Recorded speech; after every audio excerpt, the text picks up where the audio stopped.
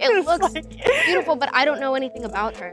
So it's hard to develop some sort of admiration or connection with women when they're written very two-dimensional. And it's great. Okay? It's great. I'm honored. I don't know why I sound so angry right now. I'm honored. Am I I don't need your business. Noted. I don't need your business. You know what? Maybe Disney does. No, the people who you need to entertain, the people who you need to serve, the people who pay your salary. When I did television shows when I was younger, they would take us to media training, or they would call it, Disney 101 or something like that, where you would go and they would give you a notebook and pens and pencils and paper, and they would say, okay, you're gonna post 3 times a day. The story of Snow White is about to be redefined, but not everyone is happy with how it's being done. Why does this remake invite such fierce backlash? In 1937, Walt Disney took a monumental risk, mortgaging nearly everything he owned to fund the world's first full-length animated feature. Skeptics predicted failure, but the finished movie became a cultural phenomenon, proving animation could carry emotional weight equal to live-action films. Now, nearly 90 years later, Disney seeks to spark that same wonder while speaking to contemporary dreams. But has the studio gone too far? There's a big focus on her love story with a guy who literally stalks her. Weird. Every time she speaks, she gets less likable. There's some clip of her on the internet in her Snow White outfit saying, every hour I am in the outfit of Snow White wearing the dress. All 18 hours, I deserve to be paid for every single one. All of Andrew's scenes could get cut. Who knows? It's Hollywood, baby. What? So yeah. My agent would have punched me in the face. I was scared of the original cartoon. I think I watched it once and then I never picked it up again. I'm sorry, but I don't really care what happens with this movie. I really hope her career is pretty much over. But is she not seen as box office poison now because of all of her antics? This is my annual vote. Oh, wow. So I get to vote as a shareholder of Disney. My stock has plateaued over the last 10 years. Because there was so much backlash to her arrogance and just inanity.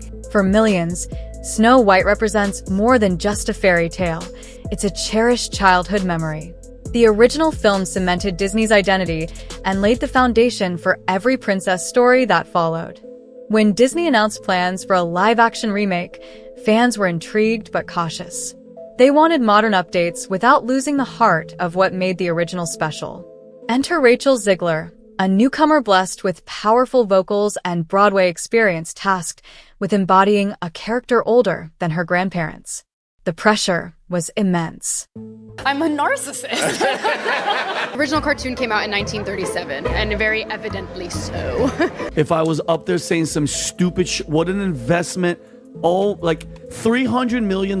If she never opened her mouth and she didn't do all this nonsense, people would have gone and watched the movie. And generally attacking men and suggesting that Snow White was a story and all this. And when I say old Disney, I mean sort of the regime that decided that wokeness needed to be infused in every movie. If they keep going along this path, they're going to go bankrupt. Snow White is the first American feature-length animated movie, 1937. It's one of the most beloved movies of all time.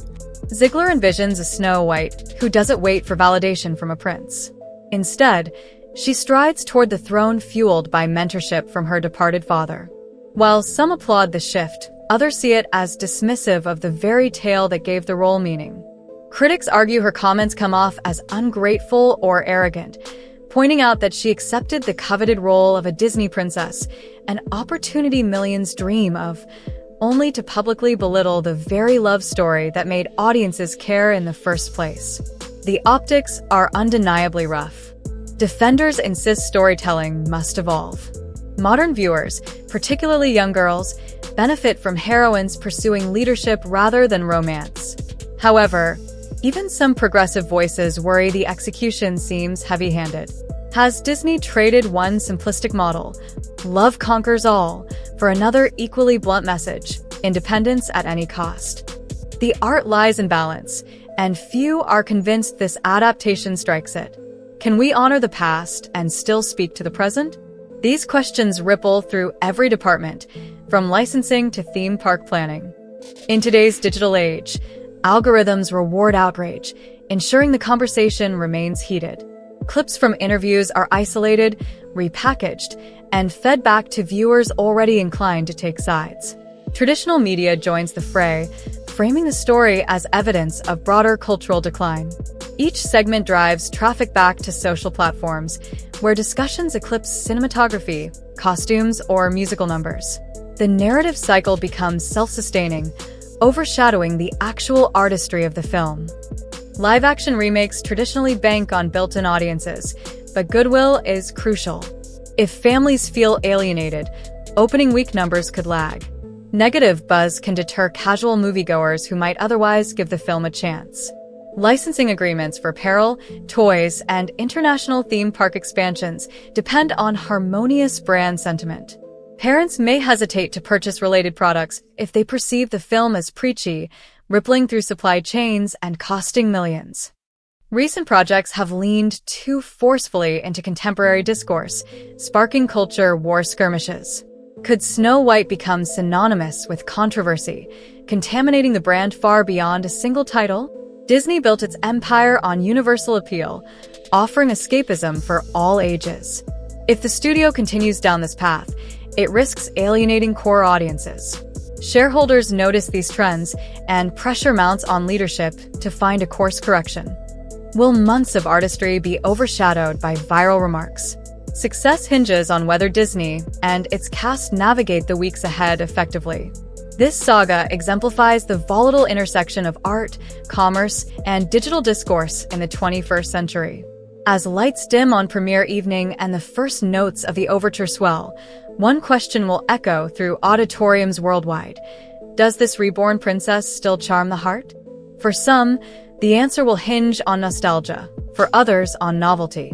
Yet whichever side ultimately claims victory, the film's journey already offers a lesson in humility and respect, reminding artists, studios, and audiences alike that the treasures of yesterday can inspire tomorrow only when handled with both courage and care.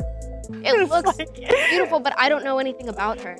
So it's hard to develop some sort of admiration or connection with women when they're written very two-dimensional. And It's great. Okay? It's great. I'm honored. I don't know why I sound so angry right now. I'm honored. Am I I don't need your business. Noted. I don't need your business. You know what? Maybe Disney does. No, the people who you need to entertain, the people who you need to serve, the people who pay your salary. When I did television shows when I was younger, they would take us to media training, or they would call it, Disney 101 or something like that, where you would go and they would give you a notebook and pens and pencils and paper, and they would say, okay, you're gonna post 3 times a day.